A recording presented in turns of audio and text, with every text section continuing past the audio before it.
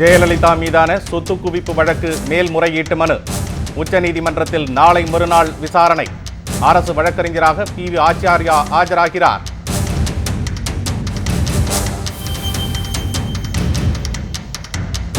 திமுக பொருளாளர் மு க ஸ்டாலினின் போராட்ட அறிவிப்பு எதிரொலி. பட்டுக்கோட்டை தென்னை வணிக வளாகம் திறப்பு. விவசாயிகள் நன்றி.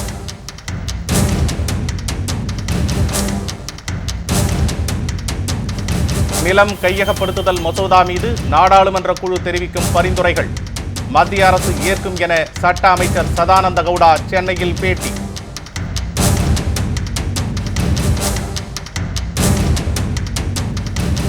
நாட்டு மக்களுக்கு அளித்த வாக்குறுதிகளை நிறைவேற்றாத பிரதமர் நரேந்திர மோடி. பீகார் முதலமைச்சர் நிதிஷ்குமார் குற்றச்சாட்டு. வணக்கம். வணக்கம். ஜெயலலிதா மீதான சொத்து குவிப்பு வழக்கின் மேல்முறையீட்டு மனு நாளை மறுதினம் உச்சநீதிமன்றத்தில் விசாரணைக்கு வரவுள்ளது.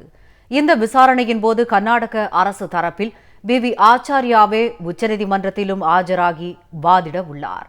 முதலமைச்சர் ஜெயலலிதா வருவாய்க்கு அதிகமாக சொத்து குவித்தது தொடர்பான வழக்கை விசாரித்த பெங்களூரு சிறப்பு நீதிமன்ற நீதிபதி ஜான் மைக்கேல் குன்ஹா ஜெயலலிதாவிற்கு 4 ஆண்டுகள் சிறை தண்டனை மற்றும் 100 கோடி ரூபாய் அபராதமும், சசிகலா, சுதாகரன், இளவரசி ஆகியோருக்கு 4 ஆண்டுகள் சிறை மற்றும் தலா 10 கோடி ரூபாய் அபராதம் விதித்து தீர்ப்பளித்தார். இதை எதிர்த்து ஜெயலலிதா தரப்பினர் தாக்கல் செய்த மேல்முறையீட்டு மனுவை விசாரித்த கர்நாடக உயர்நீதிமன்றம் 4 பேரையும் விடுதலை செய்து உத்தரவிட்டது. உயர்நீதிமன்றத்தின் இந்த விடுதலை உத்தரவை எதிர்த்து கர்நாடக அரசு உச்சநீதிமன்றத்தில் மேல்முறையீடு செய்துள்ளது. அதேபோன்று திமுக பொதுச் செயலாளர் பேராசிரியர் க அன்பழகன் சார்பிலும் ஜெயலலிதாவின் விடுதலையை எதிர்த்தும் இவ்வழக்கில் குற்றம் சாட்டப்பட்ட விளெக்ஸ் ப்ராப்பர்ட்டிஸ் உள்ளிட்ட நிறுவனங்கள் விடுவிக்கப்பட்டதை எதிர்த்தும் 2 மனுக்கள் தாக்கல் செய்யப்பட்டுள்ளன. அத்துடன் இந்த வழக்கின் மூல மனுதாரரான சுப்பிரமணிய சாமியும் தம்மையும் வழக்கில் ஒரு வாதியாக சேர்த்துக் கொள்ள கோரி ஒரு மனு தாக்கல் செய்துள்ளார். இந்த மனுக்கள் அனைத்தும் உச்சநீதிமன்றத்தில் நாளை மறுதினம் திங்கட்கிழமையன்று நீதிபதிகள் பினாகி சந்திரகோஸ் மற்றும் RK அகர்வால் ஆகியோர் அடங்கிய அமர்வு முன்னிலையில் விசாரணைக்கு வரவுள்ளது. அப்போது கர்நாடக அரசு தரப்பில் இவ்வழக்கில் ஏற்கனவே ஆஜரான வழக்கறிஞர் PV ஆச்சாரியாவே உச்சநீதிமன்றத்திலும் ஆஜராக உள்ளார். பேராசிரியர் அன்பழகன் சார்பில் மூத்த வழக்கறிஞர்கள் அந்தி அர்ஜுனா மற்றும் விகாஷ் சிங் ஆகியோர் ஆஜராகி வாதிட உள்ளனர். ராஜீவ்காந்தி கொலை வழக்கில் பேரறிவாளன் உள்ளிட்டோர் விடுதலை தொடர்பாக உச்சநீதிமன்ற அரசியல் சாசன அமர்வு வருகிற செவ்வாய்க்கிழமை விசாரணையை தொடங்குகிறது. முன்னாள் பிரதமர் ராஜீவ்காந்தி கடந்த 1991ஆம் ஆண்டு மே மாதம் 21ஆம் தேதி ஸ்ரீபெரும்புதூரில் மனித வெடிகுண்டு மூலம் கொல்லப்பட்ட வழக்கில் குற்றம் சாட்டப்பட்ட பேரறிவாளன் சாந்தன், முருகன் மற்றும் முருகனின் மனைவி நளினி ஆகியோருக்கு பூவிருந்தவல்லி தடா சிறப்பு நீதிமன்றம் மரண தண்டனை விதித்தது. பின்னர் திமுக ஆட்சியின் போது மேற்கொள்ளப்பட்ட முயற்சிகளின் காரணமாக நளினியின் தண்டனை ஆயுள் தண்டனையாக குறைக்கப்பட்டது. பேரறிவாளன் உள்ளிட்டோர் தங்களது தண்டனையை குறைக்க கோரி குடியரசுத் தலைவருக்கு அனுப்பிய கருணை மனுக்கள் 13 ஆண்டுகளுக்கு பிறகு நிராகரிக்கப்பட்டன. கருணை மனு பரிசீலனையில் ஏற்பட்ட கால தாமதத்தால் 23 ஆண்டுகள் சிறை தண்டனை அனுபவித்துவிட்ட நிலையில் தங்களது தூக்கு தண்டனையை குறைக்க கோரி உச்சநீதிமன்றத்தில் அவர்கள் மனு தாக்கல் செய்தனர். இந்த வழக்கில் இருதரப்பு வாதங்களையும் கேட்டறிந்த முன்னாள் தலைமை நீதிபதி ப. சதாசிவம் தலைமையிலான 3 நீதிபதிகள் அமர்வு பேரறிவாளன், சாந்தன், முருகன் ஆகியோரது தூக்கு தண்டனையை ஆயுள் தண்டனையாக குறைத்து உத்தரவிட்டது. கருணை மனுவை பரிசீலிக்க 13 ஆண்டுகள் தாமதம் ஆனதை கருத்தில் கொண்டு விரிவாக ஆய்வு செய்து இந்த தீர்ப்பை வழங்குவதாகவும் அவர்களை விடுதலை செய்வது பற்றி மாநில அரசு முடிவு செய்யலாம் என்றும் நீதிபதிகள் தெரிவித்தனர். இதை எதிர்த்து மத்திய அரசு தாக்கல் செய்த சீராய்வு மனுவையும் உச்சநீதிமன்றம் தள்ளுபடி செய்தது. இதன் பின்னர் மத்திய அரசு தாக்கல் செய்த மறுசீராய்வு மனு தலைமை நீதிபதி HL தத் தலைமையில் 5 நீதிபதிகளை கொண்ட உச்சநீதிமன்ற அரசியல் அமர்வு முன்னிலையில் விசாரணைக்கு வந்துள்ளது. முதற்கட்டமாக ஆயுள் தண்டனை கைதிகளை விடுதலை செய்ய மாநில அரசுகளுக்கு அதிகாரம் உள்ளதா என்ற அடிப்படையில் விசாரணை நடைபெற்று சில நிபந்தனைகள் அடங்கிய இடைக்கால உத்தரவை உச்சநீதிமன்றம் நேற்று முன்தினம் பிறப்பித்தது. இதையடுத்து வருகிற செவ்வாய்க்கிழமை பேரறிவாளன் உள்ளிட்டோரின் தண்டனையை குறைப்பது தொடர்பாகவும் மாநில அரசுக்கு விடுதலை செய்ய உரிமை உள்ளதா என்ற அடிப்படையிலும் விசாரணை தொடங்குகிறது. நிலம் கையகப்படுத்துதல் சட்ட திருத்த மசோதா மீது நாடாளுமன்ற கூட்டுக்குழு தெரிவிக்கும் பரிந்துரைகளை மத்திய அரசு ஏற்க தயாராக இருப்பதாக சட்ட அமைச்சர் டி வி சதானந்த கவுடா தெரிவித்துள்ளார். சென்னை விமான நிலையத்தில் செய்தியாளர்களிடம் பேசிய அவர், எதிர்க்கட்சிகள் நாடாளுமன்றத்தை இயங்க விடாமல் முடக்குவது சரியல்ல என்றார். சுஷ்மா ஸ்வராஜ் லலித் மோடிக்கு மனிதாபிமான அடிப்படையிலேயே உதவியதாக கூறினார். அதேபோன்று மத்திய பிரதேசத்தில் நிகழ்ந்துள்ள வியாப முறைகேடு குறித்து அம்மாநில முதலமைச்சரே சிபிஐ விசாரணைக்கு பரிந்துரைத்த பிறகும் எதிர்க்கட்சிகளுக்கு வேறு பிரச்சனை கிடைக்காததால் இப்பிரச்சனையை பெரிதுபடுத்தி நாடாளுமன்றத்தை முடக்குவதாக குற்றம் சாட்டினார். நிலம் கையகப்படுத்துதல் மசோதா தொடர்பான நாடாளுமன்ற குழுவின் பரிந்துரைகளை அரசு ஏற்கும் என்றும் சதானந்த கவுடா தெரிவித்தார். The land acquisition bill, which has been referred to the standing committee, the standing committee consists of members of all parties, and certainly the suggestions that will be given by them will be taken into consideration. யாக்கூப் மேமன் தூக்கு தண்டனை பற்றிய கேள்விக்கு பதிலளித்த சதானந்த கவுடா, இது தொடர்பாக உச்சநீதிமன்றம் தெளிவான தீர்ப்பு அளித்துள்ளதாகவும் தேசப்பற்றுடைய யாரும் இது பற்றி பேச மாட்டார்கள் என்றும் தெரிவித்தார். கௌரவ கொலைகளை தடுப்பது குறித்து மக்களிடம் கருத்து கேட்டு முடிவு செய்யப்படும் என்றும் மத்திய சட்ட அமைச்சர் கூறியுள்ளார். அகில இந்திய மருத்துவ படிப்புக்கான மறு நுழைவுத் தேர்வு இன்று நடைபெற்றது. சென்னையில் மட்டும் 25,000க்கும் மேற்பட்டோர் இத்தேர்வை எழுதினர். மத்திய அரசால் நடத்தப்படும் மருத்துவக் கல்லூரிகள் மற்றும் மாநிலங்களில் உள்ள மருத்துவக் கல்லூரிகளில் அகில இந்திய ஒதுக்கீட்டு இடங்களில் சேர்வதற்காக கடந்த மே மாதம் 3ஆம் தேதி நடைபெற்ற நுழைவுத் தேர்வின் போது உத்தரப்பிரதேசத்தில் வினாத்தாள் வெளியானதுடன் தேர்வில் காப்பியடித்தல் உள்ளிட்ட முறைகேடுகள் நடைபெற்றதாகவும் புகார் எழுந்தது. இது தொடர்பான வழக்கை விசாரித்த உச்சநீதிமன்றம் ஏற்கனவே நடத்தப்பட்ட தேர்வை ரத்து செய்து மறு தேர்வு நடத்த மத்திய இடைநிலை கல்வி வாரியமான சிபிஎஸ்இக்கு உத்தரவிட்டது. அதன்படி நாடு முழுவதும் இன்று மருத்துவ நுழைவுத் தேர்வு நடத்தப்படுகிறது. மொத்தம் 6,30,000க்கும் மேற்பட்ட மாணவ மாணவியர் இத்தேர்வை எழுதினர். சென்னையில் மட்டும் 41 இடங்களில் 25,750 பேர் தேர்வு எழுதினர். முந்தைய தேர்வில் முறைகேடு நடைபெற்றதை அடுத்து இன்றைய நுழைவுத் தேர்வில் பங்கேற்றவர்கள் தங்க நகைகள், உடலுக்கு இறுக்கமான உடைகள் அணிவதற்கு கட்டுப்பாடு விதிக்கப்பட்டதால் தேர்வு எழுத வந்தவர்களிடம் தேர்வு மையங்களில் கடும் சோதனை மேற்கொள்ளப்பட்டது.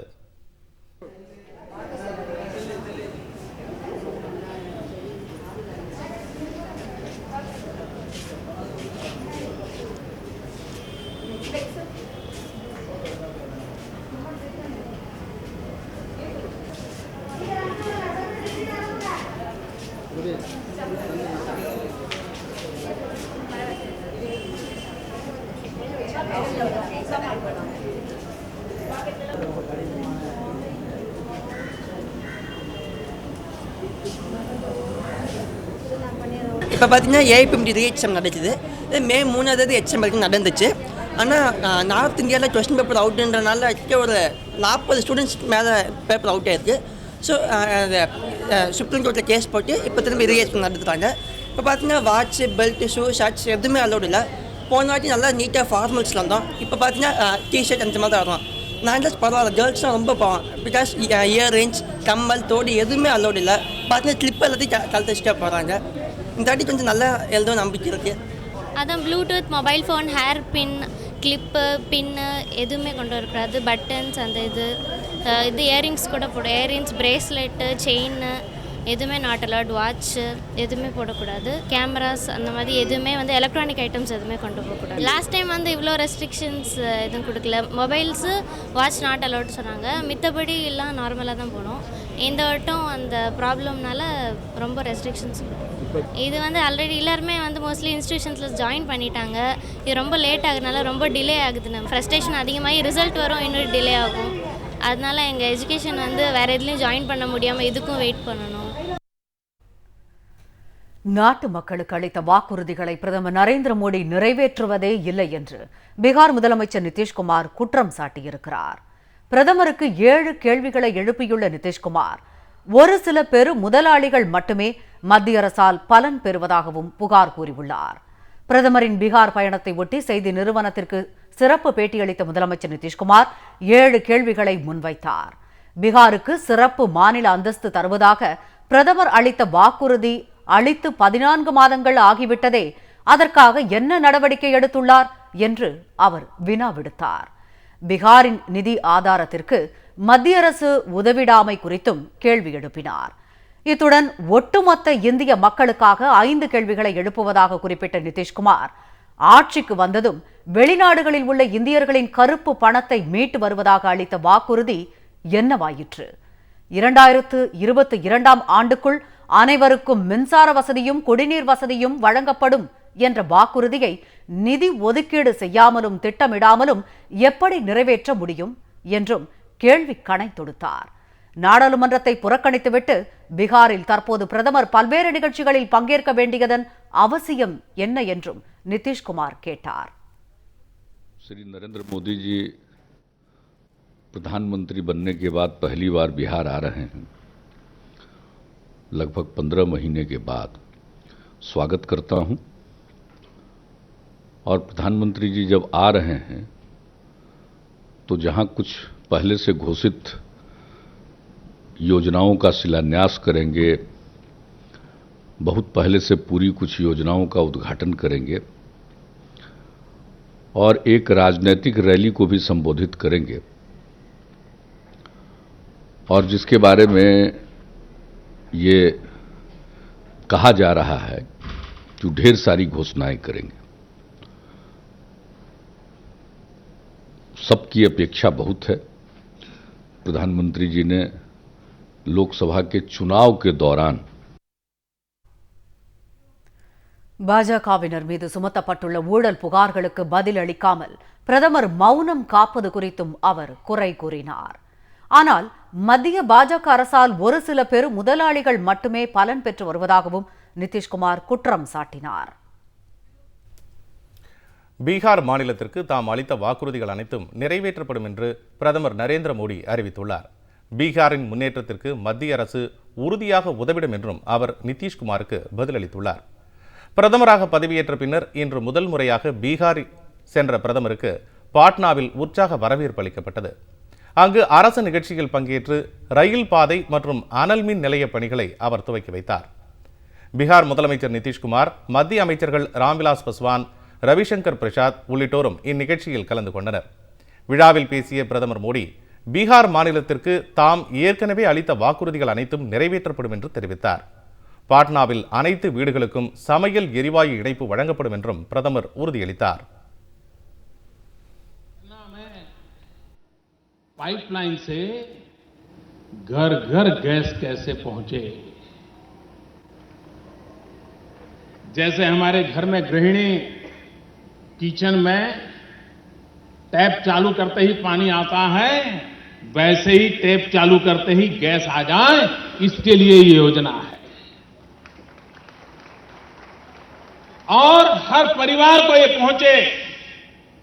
सैकड़ों किलोमीटर दूर से पाइपलाइन से गैस आएगी, बड़ा महंगा कारोबार है, लेकिन एक बार अगर वो लग गया तो सालों साल तक यहां के जीवन को भी लाभ होगा और यहां के क्वालिटी ऑफ लाइफ में भी बहुत बड़ा फायदा होगा, इकोनॉमी में भी फायदा होगा।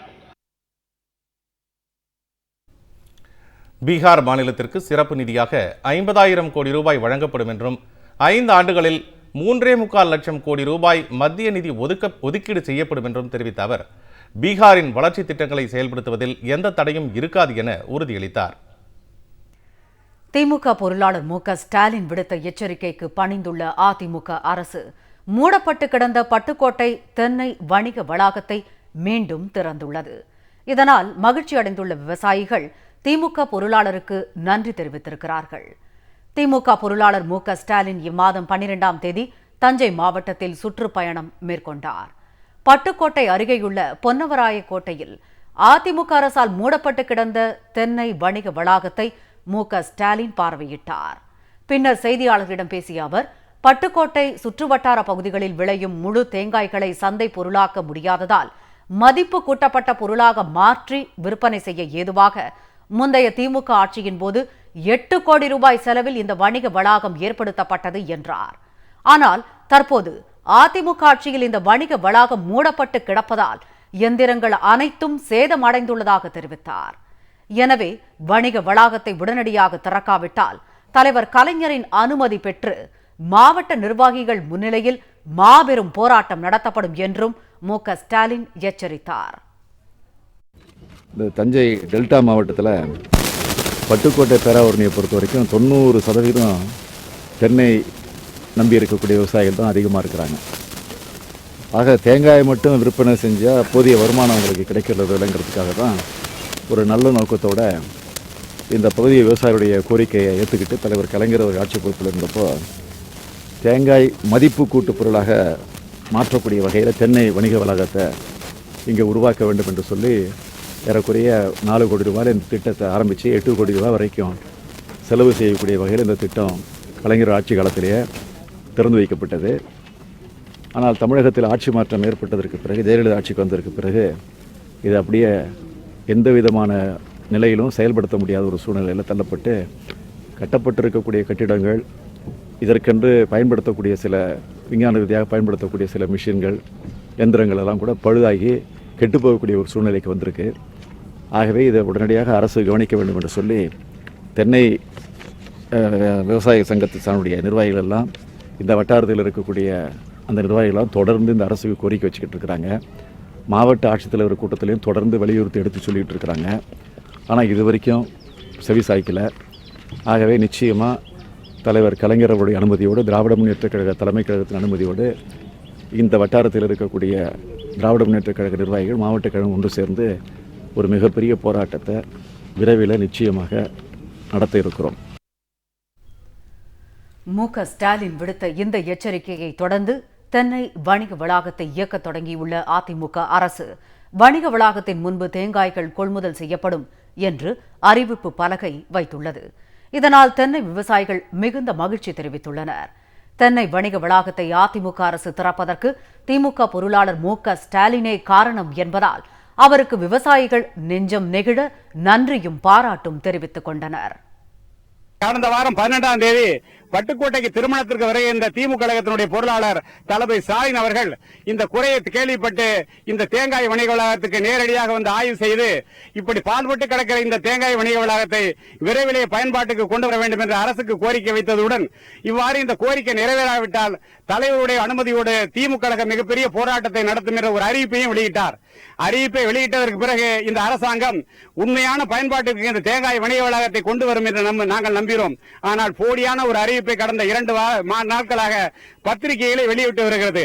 அதாவது தேங்காய் வணிக வளாகத்திற்கு நீங்கள் தேங்காயை கொண்டு வாங்க, கொப்பரையை கொண்டு வாங்க, வியாபாரி வருவாங்க, அவங்கள்ட்ட எடை போட்டு வித்துட்டு போங்கன்னு ஒரு அறிவிப்பை வெளியிடுறாங்க. இது முழுக்க முழுக்க தேங்காய் விவசாயிகளை ஏமாற்றுவதற்கான ஒரு அறிவிப்பு. இந்த தேங்காய் வணிக வளாகம் உண்மையான பயன்பாட்டுக்கு வரணும்னா அரசாங்கமே விவசாயிகிட்ட இருந்து தேங்காயை எங்கள்கிட்ட நேரடியாக கொள்முதல் பண்ணணும். வாங்கி நீங்க வந்து அதுல இருந்து உபபொருளா 103 உபபொருளா மாற்றுவதற்கான தொழில் அமைப்புகளை இந்த வணிக வளாகத்தில் ஏற்படுத்த வேண்டும். அப்படி இல்லை என்றால் இந்த போராட்டம் தொடரும். ஆகவே வருகிற காலங்களிலும் இதற்கான போராட்டங்களை திமுக கழகம் நடத்தினால் விவசாயிகளான நாங்கள் எங்களது முழுமையான ஆதரவை அந்த போராட்டத்திற்கு நாங்கள் வழங்குவோம் என்று தெரிவித்துக் கொள்கிறோம். 4 ஆண்டுகளாக முடங்கி கிடந்த இந்த ஆலையை தளபதி அவர்கள் பார்வையிட்டு சென்றதற்கு பிறகு உடனடியாக ஒரு அதிகாரியை நியமித்து தேங்காய்கள் வாங்கப்படும் என்று போலியான விளம்பரத்தையும் தர செய்கிறது. தளபதி இந்த பகுதியில் பார்வையிட்டதால் தான் என்னை போன்ற விவசாயிகளுக்கு ஒரு மகிழ்ச்சிகரமான ஒரு நிலை ஏற்பட்டுள்ளதற்காக தளபதி அவர்களுக்கு எங்களது நன்றியை விவசாயிகள் சார்பாக நான் முந்தி தெரிவித்துக் கொள்கின்றேன். 4 ஆண்டு காலமாக இயங்காமல் கிடந்த ஒரு விற்பனை வேளாண்மை மையத்தை கலைஞருடைய மகன் தளபதி அவர்கள் வந்து பார்வையிட்டதற்கு பின்னாலே இந்த அரசு துரிதமான நடவடிக்கை எடுத்து 2 நாட்களில் நாங்கள் கொள்முதல் செய்வோம் என்று சொல்லியிருக்கிறது. இது போலியான ஒரு அறிவிப்பாக நம்முடைய கழகத்தினுடைய பொருளாளர் தளபதி அவர்கள் 12ஆம் தேதி ஜூலை 12ஆம் தேதி பட்டுக்கோட்டை பகுதி திருமணத்திற்கு வந்தபோது 4 ஆண்டுகளாக வணிக வளாகம் செயல்படாத நிலையை அறிந்து அவர்களே நேரடியாக ஆய்வு செய்ததற்கு பிறகு திராவிட முன்னேற்ற கழகம் தலைமை அனுமதியோடு மாவட்ட கழகத்தின் சார்பில் போராட்டம் நடத்தப்படும் என்று அறிவித்தார்கள். அதன் தொடர்ச்சியாக அரசாங்கத்தின் சார்பில் அந்த துறையினோட அமைச்சர் இப்பொழுது வணிக வளாகம் 29ஆம் தேதியிலிருந்து வாரம் செயல்படும் என்று அறிவித்திருக்கிறார்கள். விவசாயிகள் அது பெரிதும் நம்முடைய தளபதி அவர்களுக்கு நன்றி தெரிவித்துக் கொண்டு தமிழக வரலாற்றில் தந்தை பெரியாரின் பங்கு மகத்தானது என மார்க்சிஸ்ட் கம்யூனிஸ்ட் கட்சியின் அரசியல் தலைமைக்குழு உறுப்பினர் பிரகாஷ் கரத் கூறியுள்ளார். மார்க்சிஸ்ட் கம்யூனிஸ்ட் கட்சியின் மாநில குழு கூட்டம் ஈரோட்டில் நடைபெற்றது. இதில் பங்கேற்க வந்த அக்கட்சியின் முன்னாள் பொதுச் செயலாளரான பிரகாஷ் கரத் ஈரோடு பெரியார் வீதியில் உள்ள பெரியார் அண்ணா நினைவகத்திற்கு சென்று அங்குள்ள வரலாற்று முக்கியத்துவம் வாய்ந்த சம்பவங்கள் பற்றிய அரிய புகைப்படங்களை பார்வையிட்டார். பின்னர் செய்தியாளர்களிடம் பேசிய பிரகாஷ் கரத், தந்தை பெரியார் பிறந்து வாழ்ந்த வீட்டிற்கு வந்தது தமக்கு மிகவும் மகிழ்ச்சி அளிப்பதாக கூறினார். பெரியாரின் மதவாத எதிர்ப்பு, சாதி மறிப்பு, மூட நம்பிக்கை ஒழிப்பு போன்ற கொள்கைகளை அனைவரும் பின்பற்ற வேண்டும் எனவும் கேட்டுக்கொண்டார். சமுதாய வளர்ச்சிக்கும் பிற்படுத்தப்பட்ட மக்களின் மேம்பாட்டிற்கும் ஆதரவாக பெரியார் செயல்பட்ட வழியைத்தான் இடதுசாரிகளும் பின்பற்றி வருவதாக பிரகாஷ் கரத் தெரிவித்தார். தொழிலாளர் நல வாரியங்களுக்கு 400 கோடி ரூபாய் ஒதுக்கி தொழிலாளர்களின் மேம்பாட்டிற்காக பாடுபட்ட ஆட்சி திமுக அரசு என்று தொழிலாளர் நலத்துறையின் முன்னாள் அமைச்சரான தாமோ அன்பரசன் கூறியுள்ளார். சென்னையை அடுத்த தாம்பரத்தில் தமிழ்நாடு சமையல் கலை தொழிலாளர் முன்னேற்ற சங்கத்தின் 6வது மாநில மாநாடு சங்க தலைவர் ராஜாமணி தலைமையில் நடைபெற்றது. இந்த மாநாட்டில் காஞ்சிபுரம் வடக்கு மாவட்ட திமுக செயலாளரும் முன்னாள் அமைச்சருமான தாமோ அன்பரசன், கட்டுமான மற்றும் கட்டமைப்பு சாரா தொழிலாளர்கள் கூட்டமைப்பின் மாநில தலைவர் பொன்குமார், பாரதிய ஜனதா நிர்வாகிகள் KT ராகவன், வேதா சுப்பிரமணியன் உள்ளிட்டோர் இதில் கலந்து கொண்டனர். இந்த மாநாட்டில் பேசிய தாமோ அன்பரசன், திமுக ஆட்சியின் 17வது நல வாரியமாக சமையல் கலை தொழிலாளர்களின் நலவாரியம் தொடங்கப்பட்டதாக கூறினார். ஆனால் தற்போதைய அதிமுக அரசு இந்த வாரியத்தை முடக்கி வைத்திருப்பதாகவும் தெரிவித்தார். இந்த மாநாட்டில் நலிந்த பெண்களுக்கு தலா 5000 ரூபாய் உதவித்தொகை, கண் கண்ணாடி போன்ற நல உதவிகளையும் தாமோ அன்பரசன் வழங்கினார்.